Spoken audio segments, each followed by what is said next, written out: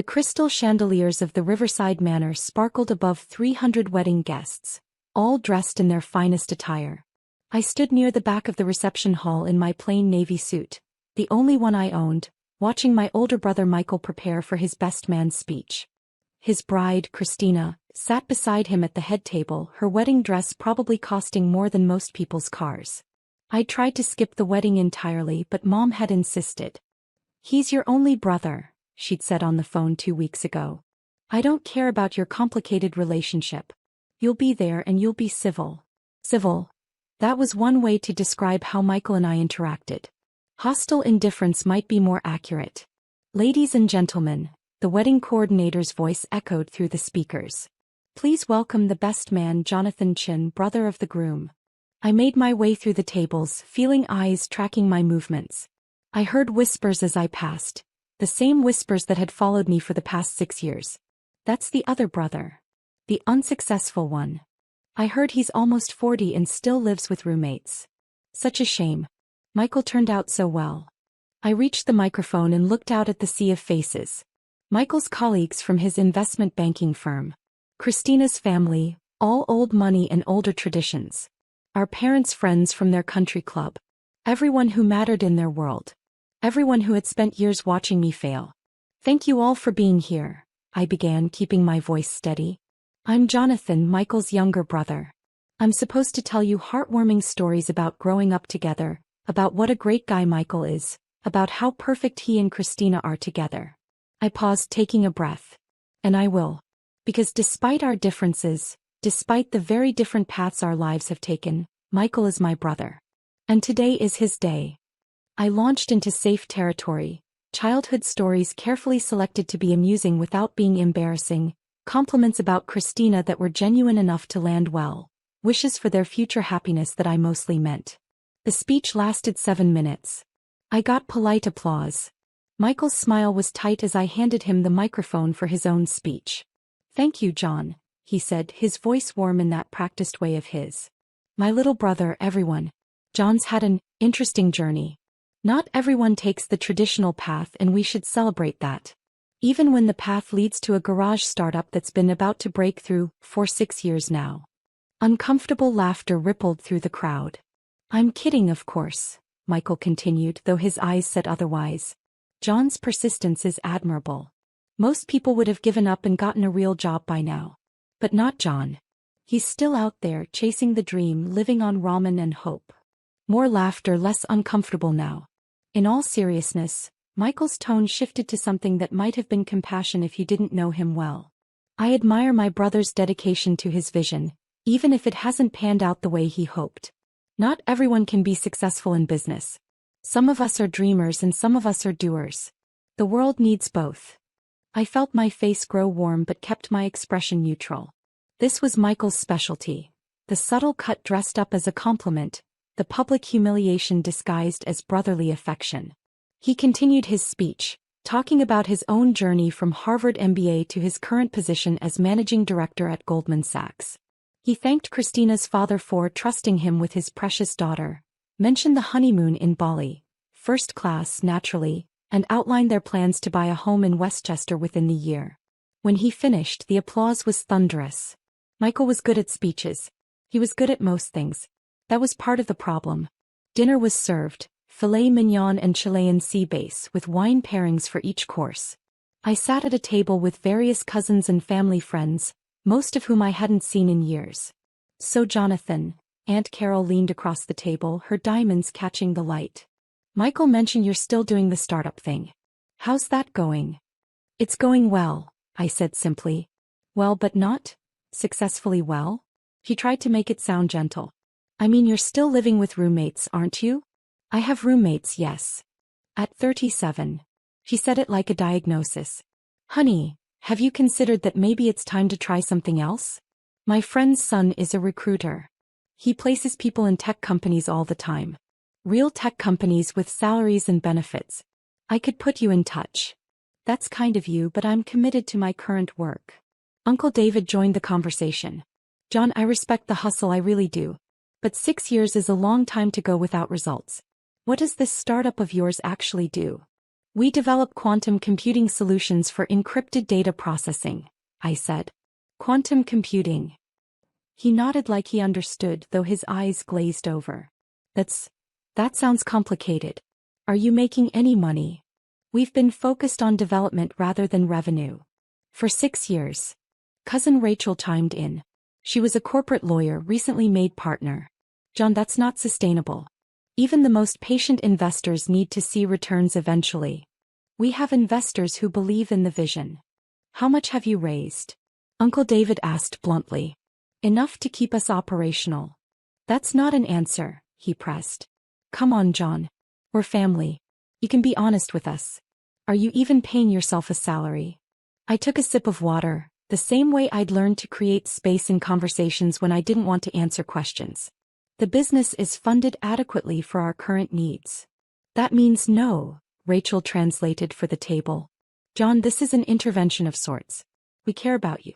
We don't want to see you waste your entire life on something that's clearly not working. It's working fine. Then why are you still living with roommates? Aunt Carol's voice rose slightly. Why are you wearing a suit that looks like you got it at Target? Why did you arrive in an Uber instead of your own car? I sold my car. I didn't need it. The table went quiet. Even they could hear how bad that sounded. Oh, honey, Aunt Carol said, genuine pity in her voice now. You sold your car. That's really concerning. I work from home. Public transportation is efficient in the city. It was an unnecessary expense. Or you needed the money, Uncle David said flatly. John, this has gone on long enough. I'm going to be direct because someone needs to be. You're not 25 anymore. You're not even 35. You're pushing 40 and you have nothing to show for it. No house, no car, no wife, no kids. You're living like a college student because you're too proud to admit that your startup failed. It hasn't failed. Then what would you call it? Rachel challenged. What metric of success can you point to after 6 years of work? I could feel eyes from other tables turning toward us. The conversation was getting heated enough to draw attention. Look at your brother, Aunt Carol said, gesturing toward the head table where Michael and Christina were cutting their cake. Look at what real success looks like. He's 39, just a year older than you. He has a corner office, a beautiful wife, a bright future. That's what happens when you make smart choices. Different choices, I corrected quietly. Smart choices, she insisted. Practical choices. Adult choices. John, I love you, but someone needs to tell you the truth. This startup dream is over. It's time to grow up and join the real world. Before I could respond, Michael's voice boomed through the speakers again. Everyone, if I could have your attention for just one more moment. I want to do something special. The room quieted. A spotlight swung to illuminate our table, specifically to illuminate me. John, Michael said, his smile broad. Little brother. Could you come up here for a second? Every instinct told me this was a bad idea, but 300 pairs of eyes were watching. I stood and walked to the front, feeling like I was approaching a gallows. Michael put his arm around my shoulders, the gesture looking brotherly to everyone watching. His grip was tight enough to be controlling. Ladies and gentlemen, I want to talk about my brother for a minute. John and I have taken very different paths in life. I went the traditional route, good school, good job, climbing the corporate ladder. John here, he's a dreamer.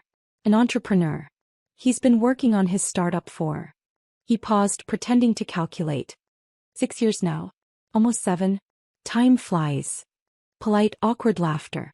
Now, I'll be honest, Michael continued, his voice taking on a tone of concerned brotherhood. It hasn't been easy watching John struggle. Watching him pour his life into something that hasn't panned out. As his older brother, I've wanted to help. I've offered him jobs, connections, opportunities to get back on track. But John's stubborn. He believes in his vision even when no one else does. The pity in the room was palpable now. I could feel it pressing down on me from all sides. So tonight on my wedding day, I want to do something for my little brother. Christina and I have discussed it, and we'd like to offer John a loan. Not a huge amount, but enough to help him get back on his feet. Help him find an apartment without roommates. Maybe buy a car. Start fresh. He looked at me, his eyes challenging me to refuse in front of everyone. We'll call it $25,000, he continued. No interest, no time pressure. Just family helping family. What do you say, John? The room waited. This was his moment of triumph. The successful brother publicly saving the failed one. The responsible sibling extending charity to the one who'd wasted his life. I looked at Michael, really looked at him. Saw the satisfaction in his eyes, the subtle smirk playing at his lips. This wasn't about helping me. This was about establishing once and for all who had won the unspoken competition between us. That's incredibly generous, I said carefully. But I'm going to have to decline. His smile faltered. John, don't be proud. We all need help sometimes. I appreciate the offer, but I don't need help. I'm doing fine. You sold your car, he said loud enough for everyone to hear. You're living with roommates at 37. You're clearly not fine. I have everything I need. Except success, he said, and now the mask was slipping. Except a real career, a real income, a real life. John, just admit it. Admit that your startup failed, take the help and move on. The startup hasn't failed. Then show me the success. His voice rose. Show me any evidence that you haven't wasted 6 years of your life playing entrepreneur in your garage. Show me the money, the users, the growth, anything that proves this isn't just a fantasy you've been living in. The room was dead silent now. Even the band had stopped playing. I was about to respond when I noticed something. Several guests had pulled out their phones, their faces showing confusion, then shock. A low murmur started spreading through the crowd. "Oh my God," someone said loudly. "Is this real?" More phones came out. The murmuring grew louder, more urgent. "Holy shit," I heard Uncle David say from my table. That can't be right." Aunt Carol stood up, staring at her phone. Jonathan Chin, is that you?" Michael's father-in-law was on his feet now too, his phone pressed to his ear. "I'm seeing the same thing. Multiple sources. CNN just broke it. Bloomberg's confirming. Reuters has it up now. What's going on?" Christina demanded, looking around at the chaos erupting in her carefully planned reception. Michael grabbed his own phone from the table. His face went white. The wedding coordinator was frantically checking her tablet. "Mr. Chin? Sir? CNN is calling. They're asking if Jonathan Chin is here. They want to know if they can come in." "What?" Michael's voice was barely a whisper. "Why would CNN want to come to my wedding?" "Because of the acquisition announcement," the coordinator said, bewildered. "The tech acquisition. It's breaking news. It's the lead story on every major outlet." Michael was scrolling through his phone now, his hands shaking. "John, your company. Quantum Secure Solutions. That's your company." "Yes," I said simply. "It just sold," he read from his screen, his voice hollow. "Quantum Secure Solutions acquired by Google in landmark deal valued at $8.7 billion. The largest tech acquisition in 5 years. Revolutionary quantum encryption technology that will reshape cloud computing security globally." The room erupted. "8 billion, someone shouted. "That's billion with a B? Google." "He sold to Google." Michael looked up from his phone, his face a mixture of shock and something else. Something that looked like grief. "You sold your company for $8.7 billion. Today. You sold it today during my wedding." "The deal closed at 4 p.m. Eastern," I confirmed. I would have preferred different timing, but the regulatory approvals came through faster than expected. I couldn't control the announcement schedule. Aunt Carol had pushed her way to the front of the crowd. "Jonathan, that article says you own 67% of the company. That means you personally made about $5.8 billion, I finished. "Before taxes." Uncle David was reading from his own phone. "There's a profile here. Forbes just posted it. It says Jonathan Chin, age 37, is now one of the youngest self-made billionaires in tech. It says he founded Quantum Secure in his garage 6 years ago with 3 MIT graduates. It says they developed breakthrough quantum computing applications that make current encryption methods obsolete." "The roommates," Rachel said faintly. "Your roommates were your co-founders. Dr. Sarah Martinez, Dr. James Park, and Dr. Angela Thompson," I confirmed. "We met at MIT. They're the smartest people I've ever known." More guests were crowding around now, all reading the same stories, all trying to process what was happening. "The Google deal includes continued employment for the founding team," someone read aloud. "Jonathan Chin will serve as VP of Quantum Computing Development with a salary of—" "Jesus," That salary alone is more than most people make in a lifetime. Michael was still frozen, his phone hanging limply in his hand. You let me give that speech. You let me offer you $25,000. You let me call you a failed entrepreneur in front of 300 people. You didn't let me say much of anything, I pointed out. You could have stopped me. You could have told me. The deal was under NDA until the announcement went live. I legally couldn't tell anyone. The announcement was scheduled for 6 p.m. Pacific. We're on the East Coast, so 9 p.m. here. I thought I'd make it through dinner at least. Christina was on her phone now too, her perfect makeup starting to run as tears formed. There are news trucks outside. The venue coordinator says CNN, CNBC, Bloomberg, and 3 local stations are requesting access. They want to interview Jonathan. At my wedding, Michael said. This is my wedding. My day. And you're making it about you. I'm not making it about anything, I said calmly. I came to your wedding like Mom asked me to. I gave my speech. I sat quietly at my table. You're the one who called me up here and demanded I show you success. I didn't want this timing any more than you did. A man in a suit I didn't recognize pushed forward. Mr. Chin? I'm Bradley Morrison, partner at Goldman Sachs. I worked with your brother on the Silverman deal last year. I'd love to discuss potential investment opportunities if you're considering. Not now, Michael snapped at his colleague. Then to me, you sold your car because you didn't need it? Or because you were about to be a billionaire and material possessions didn't matter anymore? Both, I suppose. The articles mention your lifestyle, Cousin Rachel said, still reading. It says you continued to live modestly throughout the company's development to avoid distractions and maintain focus. It quotes you saying wealth is a byproduct, not a goal. That's from an interview you did with TechCrunch last month. They interviewed me as part of the acquisition due diligence process. More phones were ringing now. Uncle David answered his, listened for a moment, then looked at me with an expression I'd never seen before. That was my office. They want to know if I can introduce them to you. They're interested in discussing wealth management services for high-net-worth clients. High net worth, Aunt Carol repeated with a slightly hysterical laugh. He's worth almost $6 billion. That's not high net worth, that's... I don't even know what that is.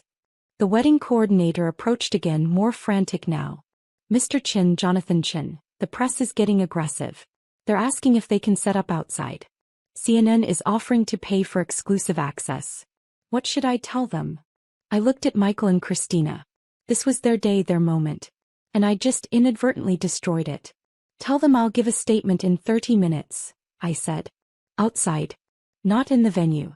And make it clear that today is about Michael and Christina's wedding. The business news is secondary.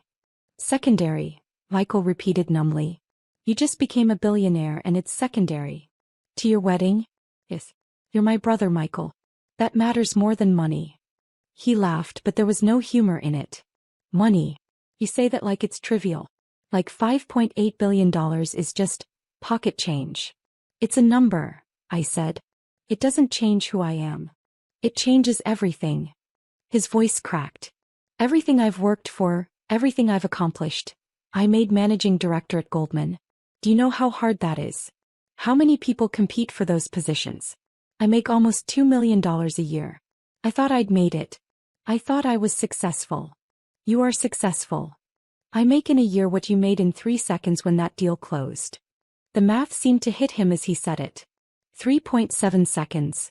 Every second the clock ticked from 4 o'clock p.m. to 4 o'clock and 3 seconds p.m., you made more than my annual salary. The room had gone quiet again, everyone watching this confrontation play out. That's not a fair comparison, I said. None of this is fair. Michael's composure was completely gone now. I did everything right. I went to Harvard. I worked 100-hour weeks. I networked, I sacrificed, I climbed the ladder. And you just built something in your garage and became a billionaire. It wasn't just anything. We worked 18-hour days for 6 years. We lived on nothing. We almost failed 3 times. The breakthrough that made this possible came at 3 a.m. on a Tuesday after Sarah had been working for 31 hours straight. There's no just about any of it. Christina was crying openly now. Our wedding. Everyone's going to remember our wedding as the day Jonathan became a billionaire. Not as our special day. Not as the day we got married. This. She wasn't wrong. I could already see guests recording videos, taking pictures, posting on social media. The hashtag billionaire wedding was probably already trending. My phone vibrated. Then again. And again. I pulled it out to see hundreds of notifications. Messages from my team, from our lawyers, from Google executives, from journalists, from people I hadn't spoken to in decades. And one text from Sarah. Holy shit, the timing. Are you okay? Do you need extraction? I typed back. At brother's wedding. Long story. Call you in an hour. Her response was immediate. We're all watching it unfold on Twitter. The memes are already incredible. Hang in there. Jonathan Chin? A woman's voice came from behind me. I turned to see a journalist who must have talked her way past security. I'm Jessica Park from Bloomberg News. Can you comment on the acquisition? What does this mean for the future of quantum computing? Not now, I said firmly. This is a private event. The public has a right to know. The public can wait an hour. Please leave. Security was already moving toward her, but the damage was done. More reporters would try the same thing. The venue was about to become a circus. Michael, I said, turning back to my brother. Christina. I'm going to leave. I'll give my statement outside, draw the press away, let you salvage what's left of your reception. I'm sorry about the timing. I truly am. Sorry, Michael repeated. You're sorry. You just humiliated me in front of everyone I know, everyone who matters in my career, and you're sorry. I didn't humiliate you. I didn't do anything to you. You exist. He shouted it, his face red. You exist, and you're better than me at everything that actually matters. I spent my whole life trying to beat you, trying to be the successful one, and you just... He couldn't finish. Christina put a hand on his arm, but he shook it off. Do you know what this is going to be like for me? He continued. Going into work on Monday? Everyone knowing that my failed entrepreneur brother sold his company for almost $9 billion? Everyone remembering that I called him a dropout at my wedding? That I offered him a loan of $25,000. That speech is already viral, someone called out unhelpfully. 3 million views on TikTok. Michael's face went from red to pale. No, tell me that's not true. Multiple videos from different angles, Uncle David confirmed, looking at his phone. The one with the best audio is trending #1 worldwide. The comments are, well, they're not kind to you, Michael. I watched my brother process this. Watched him realize that his moment of triumph, his wedding day, his speech establishing himself as the successful sibling, had become the most public humiliation of his life. I should go, I said again. Wait. Mom's voice cut through the chaos. She'd been so quiet I'd almost forgotten she was there. She pushed through the crowd, Dad right behind her. Jonathan, she said, and her voice was shaking. Is this real? All of this? Yes, Mom. You've been a billionaire and waiting for how long? We knew the deal was likely about 6 months ago. We knew it was definite about 3 months ago. The exact valuation was confirmed 2 weeks ago. And you didn't tell us. I couldn't. NDAs. And honestly, I hesitated. Would you have believed me? The question hung in the air. Mom and Dad exchanged a glance. No, Dad admitted quietly. We wouldn't have. We would have thought you were delusional. Making up fantasies to make yourself feel better about failing. That's what we thought anyway, Mom added. Every time you talked about the company, about the technology, about the potential, we thought it was just wishful thinking. We thought you were lying to yourself. I know. You know. Michael turned on them. You all knew about this? About his company? We knew he was working on something, Mom said. He tried to tell us about it at Christmas, at Easter, at every family gathering. We just didn't listen. We didn't believe it could be real. Aunt Carol spoke up, her voice small. I told you to apply to work at Target. 2 hours ago, I told a man who's now worth $6 billion to apply for a retail management position. The absurdity of it seemed to break through the tension. Someone laughed, a slightly hysterical sound. Then someone else. Within seconds the whole room was laughing, a release of nervous energy and shock. Everyone except Michael. This is my wedding, he said again, but quieter now. This was supposed to be my day. The best day of my life. And all anyone's going to remember is that my brother became a billionaire in the middle of it. I'm sorry, I said, and I meant it. I wish the timing had been different. Do you? He looked at me, really looked at me. Do you really wish that? Or is some part of you glad that you got to prove us all wrong? That you got to show up to my perfect day and reveal that you were better all along? I thought about it. Gave him the honesty he deserved. I'm not glad about any of this. But am I glad that you finally have to see me as something other than a failure? Yes. I'm glad about that. He nodded slowly. At least you're honest. The wedding coordinator was back, more desperate now. Mr. Chin, the press is threatening to disrupt the entire reception if they don't get access. They're offering substantial sums. One outlet is suggesting $50,000 for 15 minutes of exclusive access. Tell them, Michael started, but I cut him off. Tell them yes. To whatever outlet offers the most. But the money goes to Michael and Christina. Consider it a wedding gift. John, you don't have to, Mom began. I do actually. This is the least I can do. Michael's right. I've ruined his wedding. So the wedding gets something out of it. CNN is offering $200,000 for 30 minutes, the coordinator said after a rapid series of phone calls. And they want to interview both brothers. Together. Michael and I looked at each other. You don't have to do this, I said. If I don't, I'm the bitter brother who couldn't handle his siblings' success. If I do, at least I control some of the narrative. He straightened his tie and I saw him slip back into his professional persona. Let's get this over with. We were ushered outside where CNN had set up a full production in the venue's parking lot. Lights, cameras, a correspondent I recognized from the nightly news. Behind us, I could see the wedding guests pressed against the windows, watching. We're live in 3, someone called out. 2, 1. The correspondent smiled professionally. We're here with Jonathan Chin, whose company Quantum Secure Solutions was just acquired by Google for $8.7 billion in what experts are calling the most significant advancement in computing security in decades. Mr. Chin, you're now worth approximately $5.8 billion. How does that feel? Surreal, I said honestly. But I want to emphasize that this success belongs to my entire team. Dr. Martinez, Dr. Park, and Dr. Thompson worked as hard as I did, if not harder. This isn't about one person. And this is your brother Michael Chin, correct? Michael, what was your reaction when you heard the news? Michael's smile was perfect, practiced. Shock certainly.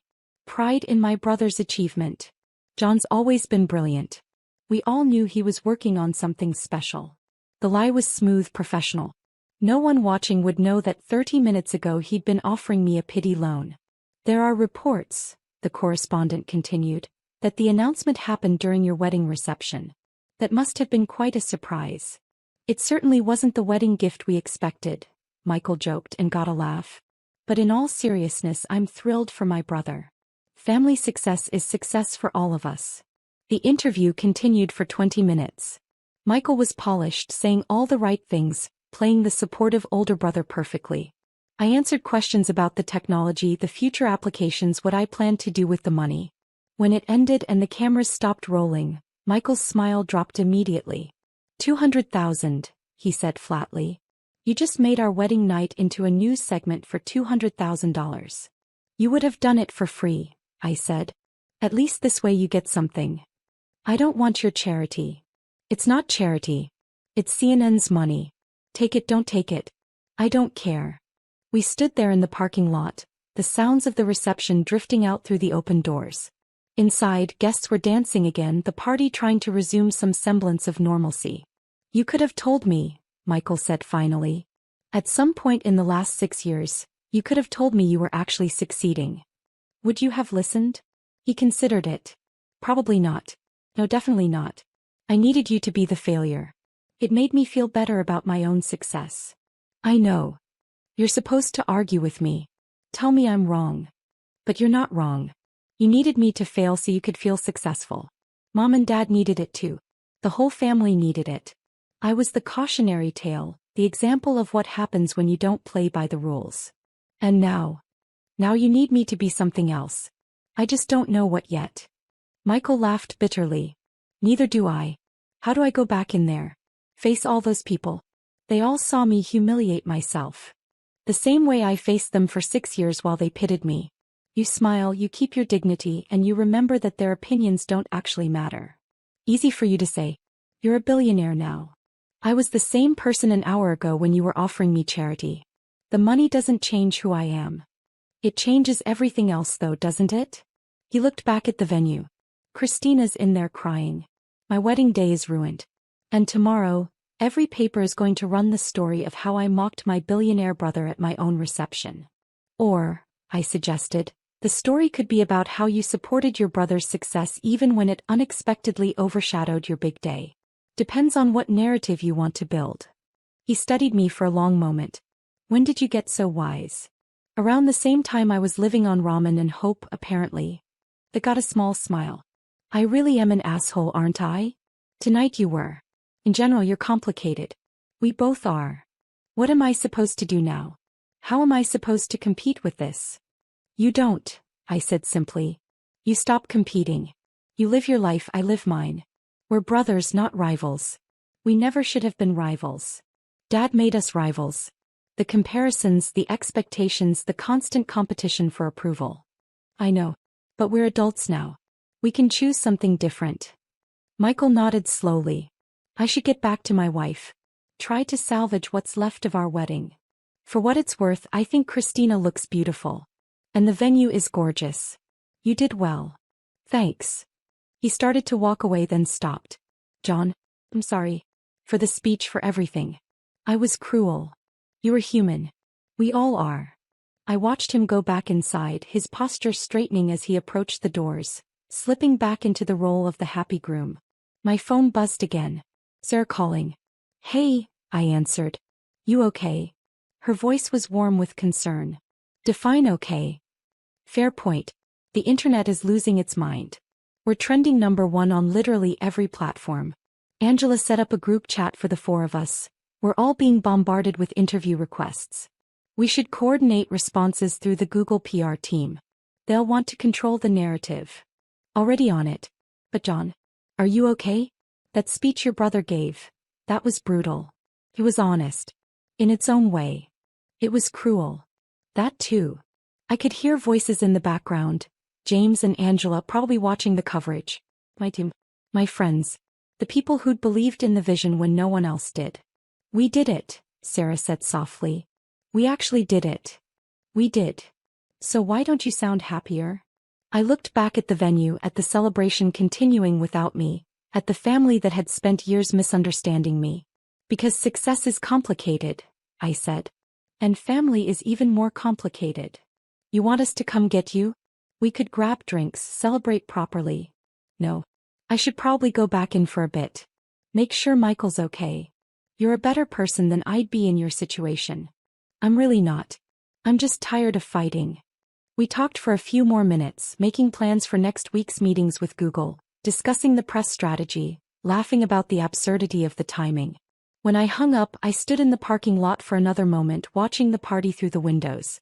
Uncle David was talking animatedly to a group, probably telling them how he'd always known I'd be successful. Aunt Carol was showing people something on her phone, likely the news coverage claiming some sort of credit for my upbringing. Mom and Dad sat at their table looking shell-shocked and small. And Michael was dancing with Christina, holding her close, trying to create a moment of normalcy in the chaos. I could leave. Call an Uber, go home to my apartment. The one I'd be moving out of soon because the world now knew I was worth billions and I'd need actual security. I could let them celebrate without me, let Michael have what remained of his night. But that felt like running away. I walked back inside. Heads turned, conversations stopped. Then Aunt Carol was rushing over, Uncle David right behind her, both of them suddenly my best friends, suddenly so proud, suddenly claiming they'd always believed in me.